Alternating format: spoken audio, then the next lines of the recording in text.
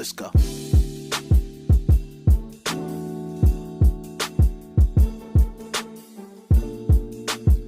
What's going on, everybody? My name is Mel, and welcome to Rejection is a Bitch podcast. I'm a master life and relationship coach, and I partner with divorcees facing rejection to discover acceptance within. And that's what we're going to be talking about today, rejection being a bitch. And today's topic is how rejection from my mother and my wife brought me to freedom. Ooh, doesn't it sound juicy? It sounds juicy, I know it does. Now, if you are a divorcee facing rejection or anyone facing rejection, I have one sentence that can change your life forever. I want you to stick around to the end of this and you will see that and hear that sentence. I believe it will blow your mind. Now, you may be wondering, who am I? And how can I possibly help anyone facing rejection? That's exactly what I want to share with you today. I want to give you my story. I want to tell you the things and my experience with rejection and how I went from the pit of rejection to the paradise of freedom. I'm going to give a quick disclaimer because I will be discussing a lot of things regarding my loved ones. Some people that are my current loved ones and some people that was a part of my past. And the disclaimer I want to say is that there's two things in this world. We have truth and then we have what's true for us. So by no means am I saying this is the absolute truth, but I am saying this is my complete story. Now, for starters, I'm a regular guy. I know we got this fascination in this world that everyone wants to be, extraordinary. Everyone wants to be spectacular. I'm a regular guy. I'm just letting you know. I'm a regular guy from Dallas, Texas, a hood in Dallas, Texas called Pleasant Grove. That's where I spent the majority of my life, but we were raised almost everywhere, honestly. We moved so much, and it was taxing. I came from a two-parent household, but my parents were very unstable. Loved them to death. They were very unstable. But it makes sense. These were two kids. My mom and dad married. He was 18. My mom was 17. She had me by the age of 19. She already had my older sister. So these were two kids trying to figure things out. And what do kids do once stress arises? They fight.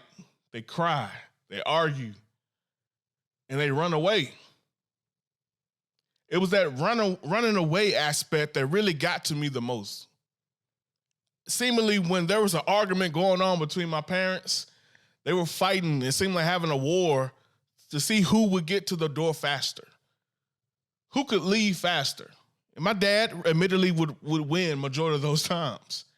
And when he would leave, it would hurt. There would be pain. There would be tears shed. But we'll move on, honestly. We'll be like, hey, Dad gone. What else is new? What's for dinner? But it was the times when my mom left that it really brought so much of that pain. My most vivid memories of my childhood is my mom leaving and me begging her to stay. I vividly remember standing at the door, asking my mom, please don't leave. Because it was a different experience when mom left. It was an entirely different experience. I mean, honestly, Dad was kind of like, hey, y'all go in the room, don't say nothing, And me and my sister got to say, hey, we got to survive somewhere or another. We get tired of SpaghettiOs after a while, You want an actual meal cooked by your mom. It just seemed like a different dynamic. But my mom would choose to leave every single time. Ladies and gentlemen, that was my introduction to rejection.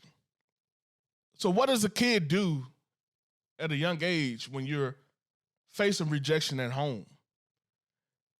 You start to go towards the children at the school. You start trying to find other avenues to overcome that rejection and find some level of acceptance. So going to school, it was a very interesting thing for me because honestly, like I said, we moved from year to year. I can't remember spending more than 1 year from elementary to middle school at the same school. So think about a child already dealing with rejection at home and now have to deal with making new friends every single school year. You got other kids who fully are immersed in their friendships from the year before, but now I'm learning a new friendship all the time. And honestly speaking, you get enamored and you start to understand and start really fall in love with the fact of being alone. You really, you live in a dual reality. Yes, I do want to have friends. I do want to make new friends and have people that would accept me and not face this rejection. But honestly, being alone feels a lot better. And honestly, the more I'm around others, I'm just really looking for my next opportunity to be on my own. It started to build up a fear of rejection. I didn't want to face that the kids may possibly reject me. That's really what it was. And that fear of rejection can feel like a prison. It can feel like captivity. And captivity for all of us, I'm sure some of you can relate. You start trying to find some type of solace. You start trying to find something that can make you feel better even within that prison. And you try to find a place of temporary acceptance. For me, my place of temporary acceptance was sex. Sexual moments. I'm not proud to say this. I wish that I could have the story like so many others, that your innocence was not taken at an early time, but mine was. Introduced to sexual moments from my older family members, whether that be through pornography or feeling on other family members or being left alone negligently by adults. All these kids trying to figure life out together. But sex became my place of temporary acceptance. And this followed me all the way through my high school and through my early 20s, and actually to a place where I met my ex-wife. Now, I'm going to discuss our relationship a little bit more in depth a little bit later, but let me discuss the rejection aspect of our marriage. We were together for a total of 13 years. And throughout that time frame, it was a lot of turmoil. So we decided to go ahead and get a separation about the 9-year mark.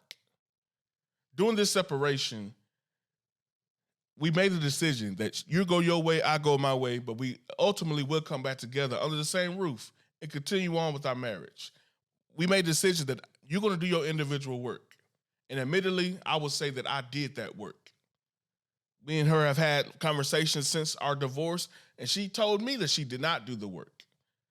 But what was a key cog in everything is knowing that every attempt I made to continue to come back, she would reject. With every rejection, I decided to go to my drug of choice, which is food. So that got me to the heaviest I ever been in my life. And I had to look at myself in the mirror and realize what I had become. All of my mistakes, all of my decisions, all of my bad choices led me to a person that I could not be proud of. Led me to an aspect of my life that I could not even face. So something had to give. So what is this episode? This episode all about victimhood? This episode get you guys to feel sorry for me? Hell no. This episode is the confirmation that rejection is a bitch. It hurts. It's empty. It's a gateway to more issues. There are also a bitch.